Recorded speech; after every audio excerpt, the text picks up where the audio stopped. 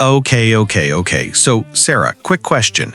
Pineapple on pizza, yes or no? Oh no, Mike, are you seriously starting with this? Just answer, yes or no. Okay, fine. I actually like it. There, I said it. And that's exactly why we need today's topic. Hello, everyone. Welcome to Fluentx English. I'm Mike. And I'm Sarah, and wow, Mike just threw me under the bus with that pineapple pizza question. Sorry, Sarah. But guys, seriously, that's a perfect example of what we're talking about today. Because opinions, they can get messy real fast. So true. Like, I just said I like pineapple on pizza, and I can already imagine half of you thinking, oh no, Sarah's crazy. Exactly. And that's just pizza. Imagine talking about more serious topics, like politics or religion, or which superhero movie is the best. Oh God, don't even get me started on superhero movies. My brother and I almost stopped talking for a week because of a Marvel debate. See, this is real life, everyone. We all have opinions, strong opinions, and we want to share them. But we also don't want to start World War III every time we open our mouths. Right? So today we're diving into something super important. How to talk about your opinions without starting arguments. And trust me, this is golden.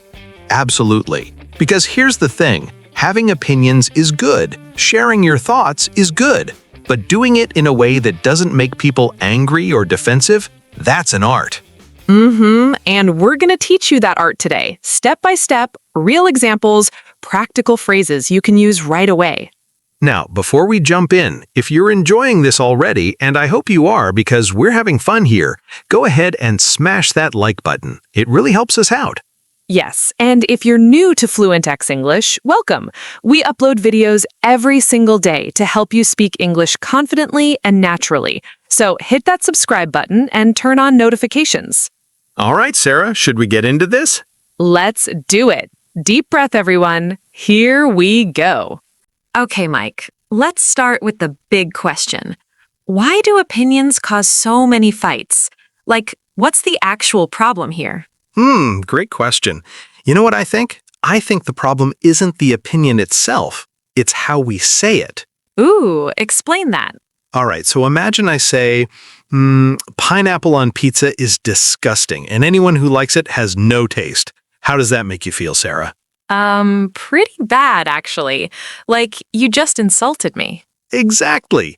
But now imagine I say, pineapple on pizza isn't really my thing, but I know some people love it. See the difference? Oh, wow, yeah. The second one doesn't attack me. It's just your personal preference. Bingo. So lesson number 1, everyone. It's not what you say, it's how you say it. You can share any opinion as long as you do it respectfully. I love that. Okay, so let's talk about language. Because, Mike, when we're learning English, we often learn very direct ways to express opinions, right? Like, I think, or in my opinion. Yes, and those phrases are good, but they can sound a bit strong sometimes, especially if you're talking about a sensitive topic. Right, so what's the solution? Okay, so here's a game changer. Softening phrases. These are little words or expressions that make your opinion sound less aggressive and more open to discussion. Ooh, give us examples. All right, instead of saying, I think this is wrong, you can say, I feel like this might not be the best approach, or, I'm not totally sure, but I think there might be another way. Oh, I see. So you're being less direct. Exactly. You're giving your opinion, but you're leaving room for other perspectives. Another great one is, from my experience, or the way I see it. These phrases show it's your personal view, not a universal truth. That's smart. Because when you say, from my experience, you're basically saying, hey, this is just what I've noticed, not what everyone should believe. Exactly. You're being humble. And people respond way better to humility than to someone who acts like they know everything. So true. Okay, let's talk about tone. Because, Mike, even if you use the right words, if your tone is aggressive or annoyed, it doesn't matter. Oh, absolutely. Tone is everything. You can say the nicest words in an angry tone and people will still get defensive. Right? So, how do we control our tone, especially when we feel strongly about something? Great question. So first, pause before you speak. Like, take a breath. If you feel yourself getting heated, that pause gives you a second to calm down. Okay, pause and breathe. Got it. Second thing, smile while you talk. I know that sounds weird, but even if people can't see you, smiling actually changes your tone. It makes your voice sound friendlier. Oh, really? I didn't know that. Yes, try it right now. Say something while frowning, and then say the same thing while smiling. You'll hear the difference. Okay, I'm trying it. Wow, you're right. My voice sounds softer when I smile. See? Little tricks like this make a huge difference. All right, next important point, listening. Sarah, would you say most people are good listeners? Honestly, no. Most people just wait for their turn to talk. Exactly. And that's a huge problem when discussing opinions. Because if you're not really listening to the other person, how can you have a real conversation? Right. You're just having two separate monologues. Yes, two monologues pretending to be a dialogue. So here's what you do. When someone shares their opinion, really listen. Don't just think about your response while they're talking. Okay, but how do you show you're listening? Good question. You can nod. You can say things like, or I see, or that's interesting. These little responses show you're paying attention. And then what? After they finish, do you immediately give your opinion? Not immediately. First, acknowledge what they said. You can say something like, okay, I understand your point, or that makes sense, or I see why you feel that way. Oh, so you validate their opinion first. Exactly. You don't have to agree with it, but you show you heard it and you respect it. Then you can add, and here's how I see it, or at the same time, I think. This way, you're not attacking their view, you're just adding yours. Ooh, I like that approach. It's like building a bridge instead of building a wall. Oh, perfect analogy, Sarah. Yes, exactly. You're connecting, not fighting. All right, let's talk about a tricky situation. What if someone asks for your opinion directly? Like they say, hey, Sarah, what do you think about this? And you know your opinion is going to be unpopular or different from theirs. Ah, yes, the danger zone. Okay, so this happens a lot, and it's uncomfortable. So what do you do? Do you lie and agree with them, or do you tell the truth and risk upsetting them? Neither. You tell the truth, but you do it carefully. So first, you can start with honesty. You want my honest opinion? This gives them a little warning that you might disagree. Okay, I like that. Then you can say, well, I see it a bit differently, or I have a slightly different take on this. These phrases soften the blow. Right, so you're not saying you're wrong, you're just saying I have another perspective. Exactly. And then here's the key. Explain your reasoning. Don't just drop your opinion like a bomb and walk away. Say why you think that way.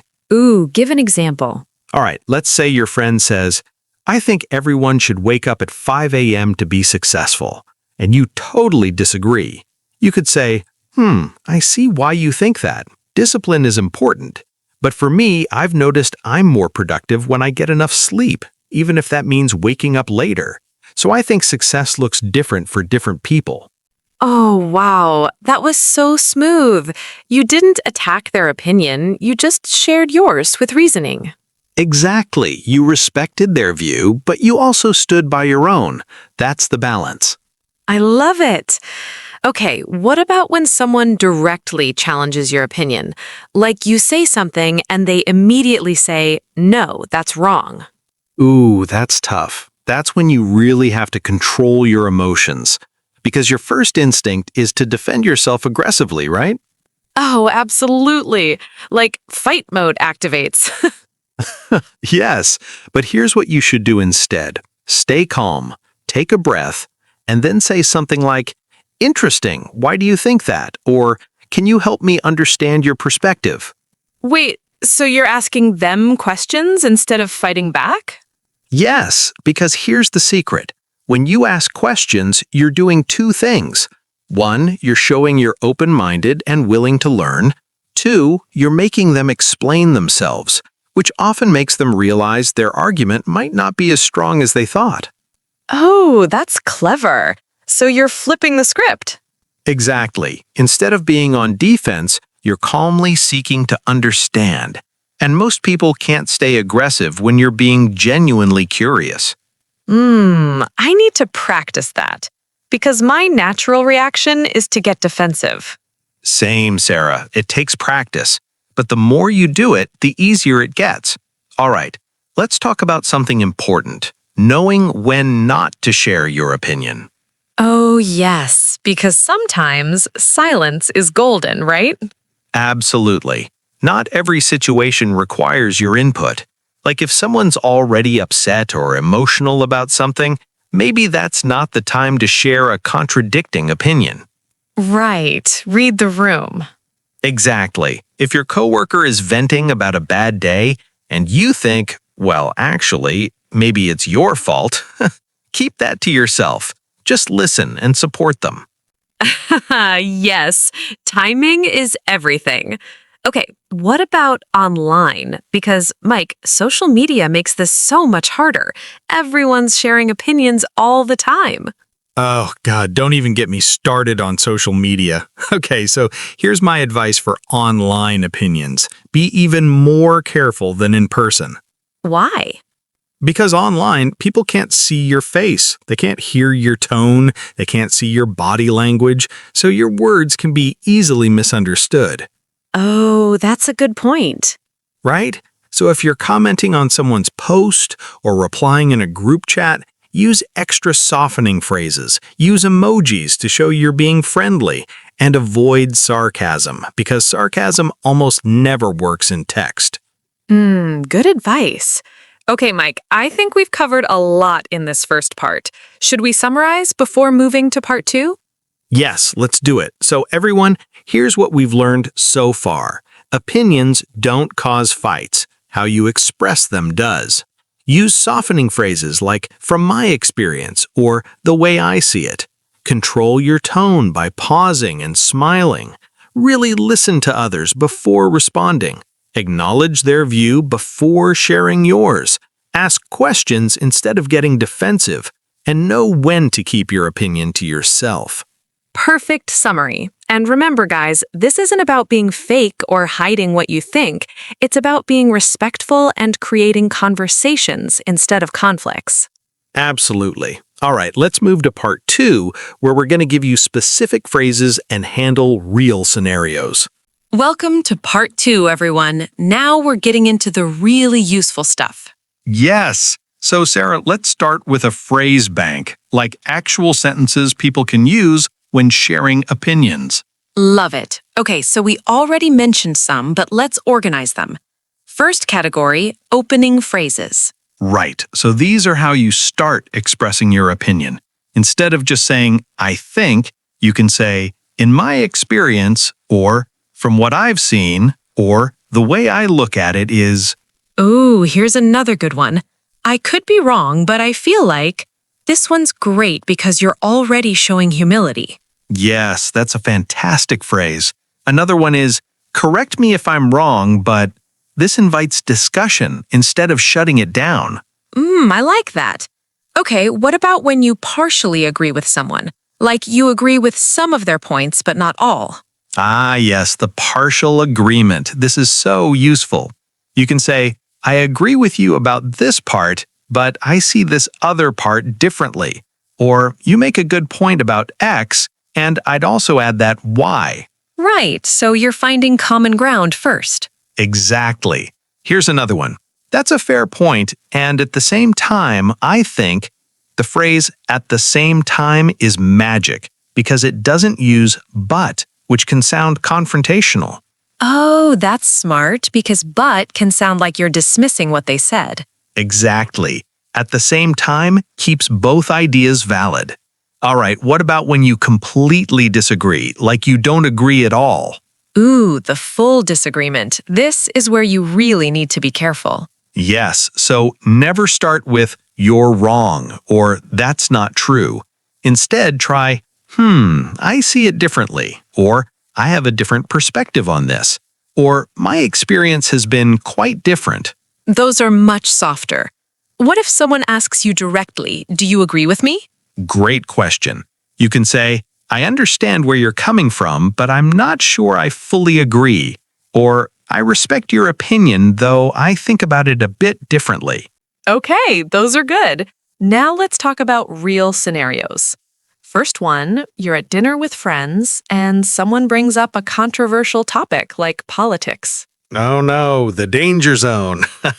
All right, so first rule, assess the situation. Is this a friendly discussion or is it turning heated? Right, because if people are already arguing, maybe don't jump in. Exactly. But if it's calm and you want to share, start with a disclaimer. Something like, this is a sensitive topic, so I'll share my thoughts gently. Or, I know people feel strongly about this. Here's my perspective. Ooh, setting the tone first. Smart. Yes, and then use lots of I statements. Say, I feel or I believe instead of you should or everyone needs to. Make it about your experience, not about what others should think. Perfect. Next scenario, you're at work and your boss suggests an idea that you think won't work. How do you disagree with your boss without getting fired? The workplace disagreement. This is super delicate. Okay, so first, never say, that's a bad idea. Instead, ask questions. Say something like, can I ask how that would work with our current resources? Or, I'm curious about the implementation. Could we discuss that? Oh, so you're raising concerns through questions. Exactly. And if you have an alternative idea, present it as an addition, not a replacement. Say, I love the direction you're thinking. What if we also considered this approach? Or, that could work, and another option might be, So you're being collaborative, not combative. yes, you're a team player who's contributing, not a rebel who's disagreeing. Big difference. Okay, next scenario. A family member shares an opinion at a family gathering that you completely disagree with, and it's making you uncomfortable. Oh boy, family dynamics. Okay, this is tough because it's personal. Right? Like, you can't just walk away from family. Exactly. So, here's my advice. You have 3 options. Option 1, politely change the topic. Say something like, that's an interesting point. Hey, did anyone try the dessert? Haha, smooth redirect. Haha, I like that. What's option 2? Option 2, acknowledge without agreeing. Say, I hear you, or I know you feel strongly about that. And then just nod and let it pass. You're not agreeing, you're just acknowledging they spoke. Clever. And option 3? Option 3, if it's really important to you and you must respond, use the softest possible language. Say, I love you and I see this differently, or I respect your view, here's my experience, and then change the topic after. Keep it brief and move on. Exactly. Don't let it become a thing at the dinner table. Okay, here's a scenario I struggle with. You're in a group chat and someone shares an opinion you disagree with. Everyone else is agreeing with them. Do you speak up or stay quiet? Ooh, the peer pressure situation. This depends. Ask yourself, is it worth it? Will speaking up add value or just create tension? Right, pick your battles. Exactly. If it's something minor, let it go. But if it's important, you can share your view while acknowledging the majority. Say something like, I know most of you feel this way, and I have a slightly different take. Just wanted to share another perspective. Ooh, that's good because you're not attacking the group, you're just offering diversity of thought. Exactly. And then don't push it. Share once and leave it. Let people think about it on their own. Perfect. Okay, what about when someone gets offended by your opinion, even though you tried to be polite? Ah, the accidental offense. This happens even when you're careful. So first, apologize for the misunderstanding. Say, I'm sorry if that came across wrong. That wasn't my intention. Okay, so acknowledge their feelings first. Yes. Then clarify what you meant. Say, what I was trying to say is, and rephrase it more gently. And if they're still upset, you can say, I respect that we see this differently, and I value our relationship more than being right. Ooh, that last part is powerful. You're prioritizing the relationship over the argument. Exactly. Because at the end of the day, what matters more, being right or keeping good relationships? Relationships, for sure. Okay, Mike, let's talk about cultural differences because this is huge for English learners. Different cultures have different ways of expressing opinions. Oh, absolutely. In some cultures, being very direct is normal and respected. In other cultures, especially in English-speaking countries, we tend to be more indirect. Right, so what should learners know? Okay, so in American and British English, we often use softening language. We say maybe, perhaps, sort of, kind of. These little words that make statements less absolute. Oh, yes, like instead of saying, this is good, we say, this is kind of good, or this is pretty good. Exactly. It sounds less aggressive. Also, we often phrase opinions as questions. Instead of saying, you're wrong, we might say, are you sure about that? Or, do you really think so? That's so much softer. Right? So if you're learning English, practice adding these softeners. They make a huge difference in how people receive your opinions. Great advice. All right, let's give everyone some practice sentences.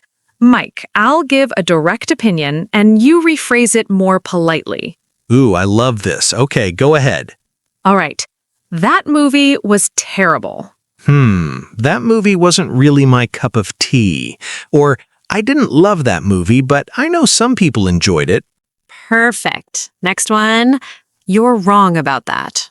Ooh, tough one. I'd say, I'm not sure I agree with that. Or, I see it a bit differently. Can we discuss? Great. Okay, this one, your idea won't work. I'd say, I have some concerns about how that might play out.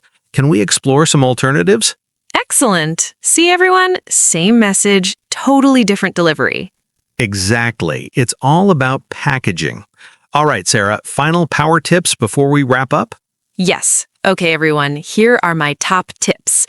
Number 1, always assume good intentions. When someone disagrees with you, don't assume they're attacking you. They might just see things differently. Love that. Number 2, it's okay to say, I don't know, or I need to think about that. You don't have to have an opinion on everything right away. So true. And number 3, remember that opinions can change. You're allowed to say, you know what? I used to think this, but now I see it differently. Growth is good. Excellent tips. All right, my turn. Number 1, practice these phrases out loud before you need them. Like right now, say some of these sentences we taught you so they feel natural. Good one. Number 2, watch how native speakers disagree in movies or TV shows. You'll learn so much from observing real conversations. Yes. And number 3, don't be afraid to mess up. You might say something wrong or it might come out awkward, and that's okay. Every mistake is a learning opportunity. Absolutely. You're learning, and that's what matters. All right, everyone. We've covered so much today, from softening phrases to real scenarios, from handling disagreements at work to managing family dynamics.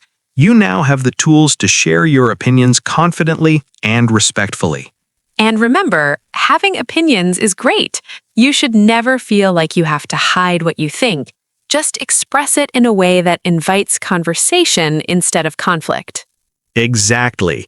If this video helped you, please hit that like button and drop a comment telling us what's the hardest part about sharing opinions for you. We read every comment. Yes, and if you haven't subscribed, please do. We're here every single day with new content to help you master English. Turn on those notifications so you never miss a video. All right, everyone, that's it for today. Go practice these techniques and let us know how it goes. Remember, you got this. See you in the next video. Bye, everyone. Stay confident. Take care.